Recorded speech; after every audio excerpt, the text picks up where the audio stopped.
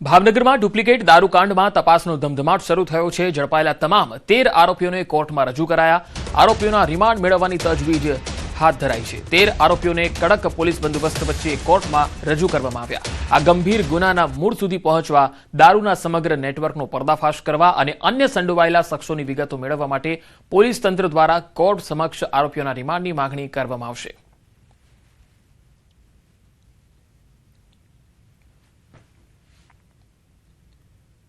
तो बैंकनी वार्षिक सभा में 26 लाखना हिसाब मुद्दे बवाल मची गई। संतोषकारक जवाब न मळता सभासदों वच्चे छोटा हाथनी मारामारी थी। सूरतना मांगरोळ तालुकाना कोसंबानी दी कोसंबा मर्कंटाइल कोऑपरेटिव बैंक लिमिटेडनी 49મી वार्षिक साधारण सभा हंगामेदार रही। बैठक भारे होबाळा अने हिंसक मारामारीमां फेरवाई गई हती। 5 वर्षनी टर्मनी आ अंतिम सभामां विरोध पक्षना सभासदों द्वारा बैंक वहीवट अने छेल्ला 5 वर्ष दरमियान थयेली 26 लाखनी रोकड़ वधघट अने हिसाबी गड़बड़ अंगे पूछता बंने जूथो सामसामे आवी गया। तीखा सवालोना सत्ताधारी पक्ष तरफथी योग्य जवाब न मळता बवाल थई, जेना पगले पीढ़ अग्रणीओए वच्चे पड़ी युवकोने छूटा पाड़ी मामलो थाळे पाड्यो अने सभा पूर्ण जाहेर करवी पड़ी। तापीना छेवाड़ाना तालुकाना नारणपुर गामे जीआईडीसी प्रोजेक्टनो स्थानिको द्वारा विरोध करवामां आवी रह्यो छे। नारणपुर गाम सहित आसपासना 8 जेटला गामना लोको जीआईडीसी प्रोजेक्टनी मंजूरी रद्द करवानी मांग साथे व्यारा खाते तापी जिल्ला कलेक्टरने आवेदनपत्र आपवा पहोंच्या। जे दरमियान 8 गामना लोकोए व्यारामां रेली योजी जिल्ला सेवा सदन कचेरीए धरણા प्रदर्शन कर्યું અને સાથે જ સૂત્રોચ્ચાર સાથે જીઆઈડીસી પ્રોજેક્ટને રદ કરવાની પ્રબળ માંગ કરી। અગાઉ પણ ઉકાઈ ડેમના નિર્માણ સમયે સ્થાનિકો અસરગ્રસ્ત થઈ ચૂક્યા છે અને આદિવાસી લોકોએ પોતાની મહામૂલી જમીન ગુમાવી દીધી હતી। હવે જીઆઈડીસી પ્રોજેક્ટને લઈને સ્થાનિકોમાં રોષ છે।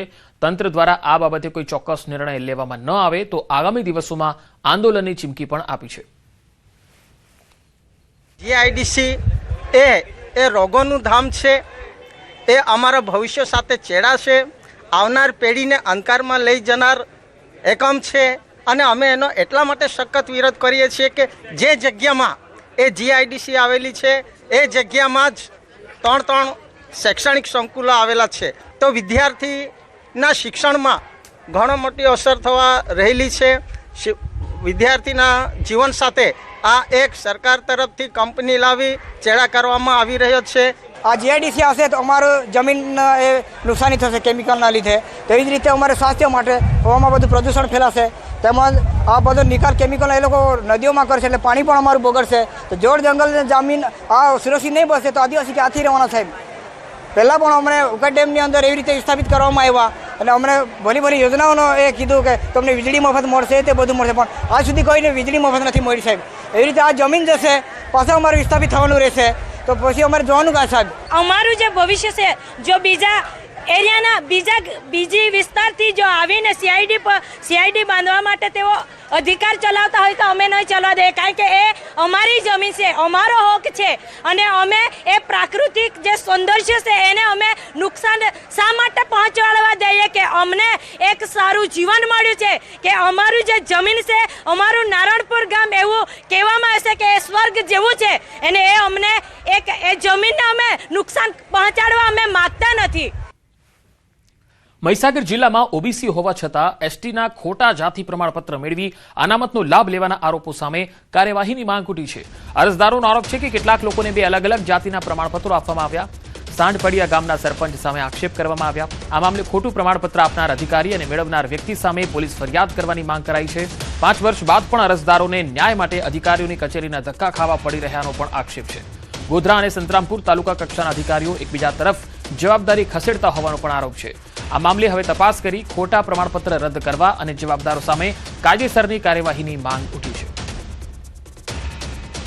સાંઢપાળિયા ગ્રુપ ગ્રામ પંચાયતના સરપંચ શ્રી એવા પાદરિયા કુણાલભાઈ ભયાભાઈ જેઓ આદિવાસી નથી છતાં એમણે 2010માં આદિવાસીનું એસટી પ્રમાણપત્ર મેળવેલું અને ઓબીસીનું પ્રમાણપત્ર મેળવેલું અને ત્યાર પછી એમણે 2015માં એસટીનું પ્રમાણપત્ર મેળવ્યું, છતાં આજ દિન સુધી એના પર કોઈ કાર્યવાહી થયેલ નથી। 5 વર્ષથી લડાઈ રહ્યા છે, તો એમાં અમને છેલ્લા 2 મહિના બાકી છે ને અમને એનો ન્યાય મળે છે। વિકાસમાં હજુ તો અમારા દેખાવામાં કોઈ કામ કરેલા આવતા જ નથી। અમારે કોઈ દેખાતું જ નહીં કે શું કામ કર્યું છે કે શું કર્યું છે। વિશ્લેષણ સમિતિએ લખેલું છે કે કાયદેસરની ફોજદારી ગુનો દાખલ કરવો, પણ ગુનો દાખલ કરવા માટે કોઈ સાહેબ તૈયાર નથી અત્યારે. પાદરિયા કુણાલભાઈ દ્વારા 26/2/2014 થી ટીડીઓ સંતરામપુર સમક્ષ તાલુકા પંચાયત સંતરામપુર ખાતે જે તે ડોક્યુમેન્ટ રજૂ કરીને જે આ જાતિ પ્રમાણપત્ર મેળવવામાં આવેલ હતું, એટલે જે પણ આ બાબતે જાતિના પ્રમાણપત્ર બાબતે જે પણ ગેરરીતિ અથવા તો જે છેતરપિંડી થઈ છે એ ટીડીઓ સંતરામપુર સાથે થઈ છે જે તે તત્કાલીન સમયે, અને આ તાલુકો 24/9/25 થી જ અમલમાં આવ્યો છે. એટલે અમે આ બાબતે વિભાગીય વિશ્લેષણ સમિતિ અને માનનીય જિલ્લા વિકાસ અધિકારી સાહેબશ્રીને આ બાબતે રિપોર્ટિંગ કરેલ છે. રાજ્યની ગ્રાન્ટેડ શાળાઓમાં આશરે 3500 જેટલી ગ્રંથપાલની જગ્યાઓ ખાલી હોવાનું સામે આવ્યું છે. વર્ષ 2007 બાદ ગ્રંથપાલની ભરતી નહીં થતા અનેક શાળાઓના ગ્રંથાલયો ખાલી સ્થિતિમાં આવી ગયા છે. નિયમ મુજબ 2 વર્ગ 100 વિદ્યાર્થીઓ અને 3000 પુસ્તકો ધરાવતી શાળામાં ગ્રંથપાલની જોગવાઈ હોવા છતાં તેનો અમલ થતો નથી. પરિણામે વિદ્યાર્થીઓને સંશોધન અને અભ્યાસ માટે જરૂરી પુસ્તકોની માહિતી આપનાર કોઈ ગ્રંથપાલ ન હોવાથી શાળાઓના ગ્રંથાલયો અસરકારક રીતે ઉપયોગમાં લઈ શકાતા નથી. ગ્રંથપાલની તમામ ખાલી જગ્યાઓ પર વહેલી તકે ભરતી કરવામાં આવે તેવી માંગ ઉમેદવારો અને શાળા સંચાલકો દ્વારા સરકાર સમક્ષ કરાઈ છે. આજે છેલ્લા 30 વર્ષથી અમારી ગ્રાન્ટેડ કે સરકારી શાળામાં ગ્રંથપાલ છે જ નહીં, અને અંદાજે 3982 જગ્યાઓ અમારા ત્યાં ખાલી છે. અને જે એનો મુખ્ય ઉદ્દેશ હતો કે વિદ્યાર્થીઓ સ્વ અધ્યયન કરે, એના બદલે હવે ગાઈડો અને જે કંઈ 1 hour સ્ટડી અને રેડી ટુ ઇટ એવી બાબત છે એ ચાલી રહ્યું છે, એ ખૂબ દુઃખની બાબત છે. સાગબારા જંગલ જમીન ખેડાણના ધરણાનો 13મો દિવસ છે. 13 દિવસથી આદિવાસીઓના ધરણા હજુ પણ જારી છે. ભૂખ હડતાળથી ભાજપ આગેવાન લીલાબેન વસાવાની તબિયત લથડી. કોંગ્રેસ નેતા સંદીપ માંગરોલા આદિવાસીઓના સમર્થનમાં પહોંચ્યા. ગાંધીનગરમાં પીસીસીએફ અને એસીએફ સાથે હક્કો મુદ્દે રજૂઆત કરી. આદિવાસીઓને વહેલી તકે જંગલ જમીન ખેડાણના હક આપવાની માંગ કરી છે. ઉમરપાડા સાગબારાના 608 જંગલ જમીનના દાવાઓ પેન્ડિંગ છે. આજે 24 ખેડૂતોને જંગલ જમીન ખેડાણની સનદ અપાઈ. આ સનદ છતાં વન વિભાગ ખેડાણ કરવા ન દેતા હોવાનો આરોપ છે.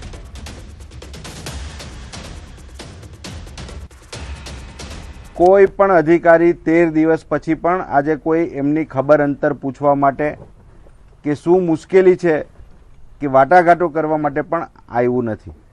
અહીંયા જે ગામના સૌ આગેવાનો છે, ખેડૂતો છે, એમની સાથે ચર્ચા કરી અને 608 દાવાઓ જે છે એ આજની તારીખે પણ પેન્ડિંગ છે.